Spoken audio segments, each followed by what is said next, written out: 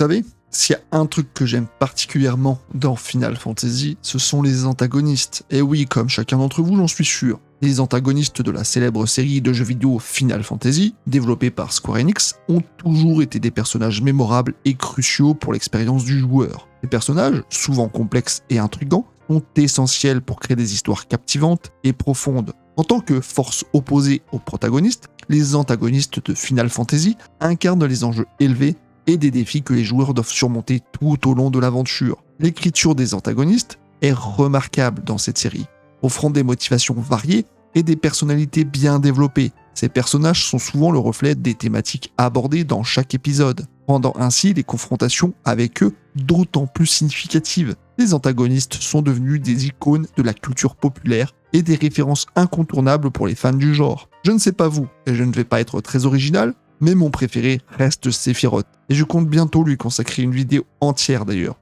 D'ailleurs, voici mon top 3. Et le vôtre, c'est quoi de top 3 ? En tout cas, si ça vous intéresse, je parlerai la prochaine fois des héros ou des autres antagonistes que je ne vais pas pouvoir aborder dans cette vidéo. Bah oui, parce qu'il faut faire des choix, et je ne peux pas parler de tout le monde. Donc je vais devoir en éliminer certains, et ne parler que de l'essentiel, que de ceux qui me plaisent. Ce n'est pas un classement du meilleur méchant, puisqu'en fait c'est subjectif, selon vos préférences, vos goûts, etc. Mais par contre, je vais les classer par ordre de mes préférences à moi. Donc bon, vous avez capté le truc. Kain Highwind, Final Fantasy IV. Kain Highwind est un personnage central de Final Fantasy IV, qui occupe à la fois le rôle d'ami proche et de rival du protagoniste, Cecil Harvey. En tant que Dragoon, Kain est un guerrier agile et puissant, spécialisé dans l'utilisation de lances et la capacité de sauter pour infliger de lourds dégâts à ses ennemis. Son armure bleue, ornée de détails argentés, et son casque distinctif en forme de dragon soulignent son statut de dragoon et renforcent son charisme. L'histoire de Kain est marquée par des conflits internes et des dilemmes moraux. Au début de l'aventure, il est un allié fidèle de Cecil, mais il devient rapidement un antagoniste sous l'influence du méchant principal, Golbez. Contrôlé mentalement, Kain trahit ses amis et se bat contre eux à plusieurs reprises. Son conflit intérieur est exacerbé par ses sentiments non partagés pour Rosa, l'amour de Cecil, ce qui ajoute à sa jalousie envers son ami d'enfance. Kain est un personnage complexe et nuancé qui incarne la dualité entre l'amitié et la rivalité. Les combats internes et sa lutte pour la rédemption le rendent attachant et intéressant. Finalement, Kain parvient à surmonter son contrôle mental et à retrouver sa loyauté envers Cecil, rejoignant ainsi les protagonistes pour combattre Golbez et sauver le monde. Kuja, Final Fantasy IX. Un personnage élégant et théâtral qui se démarque par sa personnalité flamboyante et sa quête d'identité. Avec son apparence androgyne, ses longs cheveux argentés et ses vêtements extravagants, Kuja captive l'attention des joueurs dès le début par son charme et son mystère. Un des points forts de Kuja réside dans sa quête de pouvoir et sa lutte contre la mortalité. En tant que création artificielle du génome, conçue pour être une arme vivante, Kuja est animé par la peur de sa propre finitude. Sa prise de conscience et sa condition de mortel le poussent à rechercher l'immortalité et à semer la destruction dans tout le monde de Gaïa. Kuja est spécial de par sa relation avec le protagoniste, Zidane. Eh oui, vous avez bien entendu. Tous deux sont des génomes créés par le même créateur, Garland, ce qui les place dans une situation de rivalité fraternelle. Cette connexion personnelle ajoute une profondeur émotionnelle à leur affrontement et renforce le drame de l'histoire. Vayne Karuta Solidor, Final Fantasy XII. Déjà, le nom pète sa classe. Un personnage charismatique et intelligent qui se démarque par sa vision politique et sa quête de pouvoir. En tant que fils aîné de l'empereur de l'Empire d'Arcadia et membre de la puissante famille Solidor, Vayne est un homme d'État rusé et ambitieux, dont le leadership et les manigances politiques façonnent l'histoire du jeu. L'un des points forts de Vayne réside dans sa capacité à manipuler les événements et les personnes à son avantage, cherchant toujours à consolider le pouvoir de l'Empire et à assurer sa propre ascension. Contrairement à de nombreux antagonistes de la série, Vayne est un leader politique pragmatique plutôt qu'un mégalomane assoiffé de destruction. Cette approche stratégique et calculée le rend d'autant plus redoutable et imprévisible. Vayne se distingue également par son rôle de rival pour le protagoniste, Hachi. En tant qu'héritière du trône de Damalska et victime de l'invasion d'Arcadia, Hachi doit lutter contre les ambitions impériales de Vayne et rétablir la paix dans son royaume. Leur conflit idéologique et politique sert de toile de fond au récit et apporte une profondeur supplémentaire à l'histoire. Emmett Selch, Final Fantasy XIV. Emmett Selch, aussi connu sous le nom de Solus Zos Galvus ou Hades, est un personnage central et un antagoniste dans l'extension Shadowbringer de Final Fantasy XIV. Il est l'un des Ashian, des êtres immortels et maléfiques venant d'une dimension parallèle appelée l'Umbra. Plus précisément, Emet-Selch est l'une des 3 principales figures des Ashian, et sa mission consiste à rétablir son monde d'origine, Amuro, et à ramener sa civilisation perdue. La psychologie d'Emet-Selch est complexe et fascinante. Contrairement à d'autres antagonistes, il n'est pas motivé par le pouvoir, la vengeance ou la haine, mais plutôt par un profond sentiment de perte et de nostalgie pour son monde disparu. Cette motivation le rend plus humain et empathique, bien qu'il soit toujours prêt à sacrifier des vies pour atteindre ses objectifs. Son charisme et son sens du sarcasme décalé ajoutent également de la profondeur à son personnage, le rendant plus attrayant pour les joueurs. En tant qu'Ashian, il possède une longévité et une résilience impressionnantes, pouvant revenir à la vie après la mort sous une nouvelle forme. Ses compétences magiques sont si puissantes qu'il peut manipuler la réalité elle-même, créant des illusions et des mondes alternatifs pour tromper ses ennemis. Il incarne ainsi un dilemme moral intéressant pour les joueurs, car ses objectifs ont des conséquences dévastatrices pour le monde, mais sont également compréhensibles, compte tenu de sa propre souffrance. Ultimecia, Final Fantasy VIII. Une sorcière puissante et mystérieuse qui cherche à comprimer le temps et fusionner toutes les époques en une seule réalité. Elle se distingue des autres antagonistes de la série en raison de sa nature énigmatique et de ses motivations complexes. La psychologie d'Ultimecia est en grande partie influencée par son statut de sorcière et par les préjugés dont elle a été victime. Dans le monde de Final Fantasy VIII, les sorcières sont souvent craintes et marginalisées, ce qui amène Ultimecia à développer un profond ressentiment envers l'humanité. Cette colère, combinée à sa solitude et à son isolement, la pousse à vouloir détruire le monde tel qu'il est pour créer un univers où elle est maîtresse du temps et de l'espace. Le pouvoir d'Ultimecia est immense et sans précédent.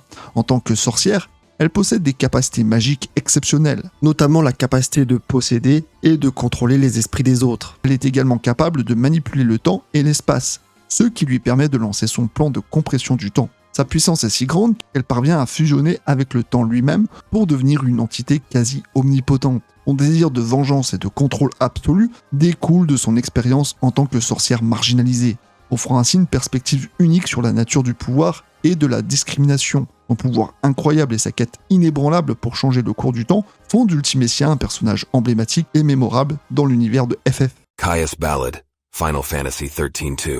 Le guerrier immortel, aux prouesses martiales hors du commun, arbore une chevelure violacée et une armure majestueuse ornée d'ailes, lui conférant un charisme indéniable. Sa quête tragique et noble consiste à protéger Yeul, une jeune prophétesse piégée dans un cycle douloureux de réincarnation et de mort prématurée. Guidée par un amour sincère et un engagement inébranlable, Caius est déterminé à détruire l'espace-temps pour mettre fin aux souffrances de Yeul, même si cela engendre le chaos. Le cœur du chaos, une entité divine, lui confère en effet son immortalité et ses pouvoirs extraordinaires. Cette connexion lui permet de jouer avec le temps, notamment en modifiant la chronologie et en créant des paradoxes, accentuant sa puissance destructrice. Cependant, cette force divine est à la fois une bénédiction et une malédiction pour Caius. Bien qu'elle lui permette d'accomplir son rôle de gardien, elle l'oblige également à assister impuissant aux morts répétées de Yeul, nourrissant ainsi sa détermination à mettre fin au cycle de souffrance et conduisant à sa descente tragique dans l'antagonisme. Ainsi, Caius incarne un personnage tourmenté, dont la psychologie complexe évolue entre dévouement absolu et conséquences catastrophiques. Kefka Palazzo, Final Fantasy VI. Connu pour être l'un des méchants les plus marquants et dérangés de la série. Vêtu d'un costume de bouffon coloré et orné de maquillage, Kefka se distingue par son apparence extravagante et sa personnalité exubérante. Ses rires maniaques et son comportement imprévisible en font un ennemi terrifiant et inoubliable pour beaucoup. Kefka est animé par une soif insatiable de pouvoir et de destruction. Ancien général de l'Empire de Gestahl, il a été soumis à des expériences de magie qui ont altéré son esprit, le rendant instable et cruel. Au fil du jeu, Kefka trahit l'empereur et s'empare du pouvoir, déclenchant une apocalypse qui dévaste le monde et plonge les protagonistes dans un combat désespéré pour sauver ce qu'il en reste. Kefka est également lié à Terra, l'une des origines du jeu. Terra, mi-humaine, mi-espère, est utilisée par Kefka et l'Empire comme une arme pour semer la destruction. Au fil de l'intrigue, Terra découvre sa véritable nature et rejoint les protagonistes pour se dresser contre Kefka. Ce qui différencie Kefka des autres antagonistes de la série, c'est qu'il est incroyablement efficace dans l'accomplissement de ses objectifs sinistres. Il parvient presque à détruire toute la population humaine et à remodeler le monde à son image, faisant de lui l'un des méchants les plus réussis de la franchise Final Fantasy, et le seul, plus ou moins, à avoir atteint son objectif. Et ça, c'est beau. Arden Azunia, Final Fantasy 15. Ardyn Izunia est l'antagoniste principal de Final Fantasy XV, un personnage complexe et intrigant qui se distingue par sa profondeur et son histoire tragique, arborant une apparence élégante et raffinée, avec des vêtements sombres et une chevelure rougeoyante. Ardyn dégage une aura à la fois charmante et menaçante, captivant les joueurs dès sa première apparition. Ardyn est un personnage ambigu, dont les motivations sont enracinées dans sa quête de vengeance contre le royaume de Lucis et la lignée royale. Autrefois un bienfaiteur qui guérissait les gens en absorbant leur mal et leur souffrance, Ardyn a été trahi et condamné à l'immortalité, son corps devenant une prison pour les ténèbres qu'il avait absorbées. Cette histoire tragique ajoute une dimension émotionnelle à son personnage et le rend plus compréhensible malgré ses actions maléfiques. En tant que lointain ancêtre de Noctis, Ardyn manipule les événements tout au long du jeu, de manière à confronter directement le héros, jouant sur les émotions et les lourds fardeaux qui pèsent sur l'héritier. Leur affrontement final est marqué par la réalisation du véritable objectif d'Ardyn et sa volonté d'annihiler la lignée de Noctis. Sephiroth. Final Fantasy 7. Sephiroth, sans doute l'un des antagonistes les plus emblématiques et célèbres de l'univers de Final Fantasy, est souvent le préféré des fans, apparaît pour la première fois dans Final Fantasy VII. Ancien membre d'élite de l'organisation Soldat, il est doté d'une incroyable force et d'une compétence prodigieuse au combat. Sa principale arme, la Masamune, est une épée extrêmement longue et effilée, qui reflète sa personnalité froide et tranchante. Sephiroth est un personnage complexe, dont la psychologie se dévoile progressivement au fil du jeu. Il est initialement présenté comme un héros admiré et respecté, avant de sombrer dans la folie suite à la découverte de ses origines. En apprenant qu'il est le résultat d'une expérience génétique menée par la Shinra Corporation et qu'il porte en lui les cellules de l'extraterrestre Genova, Sephiroth se met en quête de vengeance et cherche à acquérir un pouvoir divin en détruisant la planète. Son charisme et sa présence imposante contribuent à sa popularité parmi les fans de la franchise. Sephiroth est également connu pour sa longue chevelure argentée et son allure élancée, accentuant son aura mystérieuse et inquiétante. Ses yeux verts, résultat de l'infusion de Mako, renforcent sa connexion avec l'énergie vitale de la planète et le rendent d'autant plus menaçant. L'aura du personnage est également renforcée par sa relation complexe avec le protagoniste, Cloud Strife. Leur passé entremêlé et la rivalité qui les oppose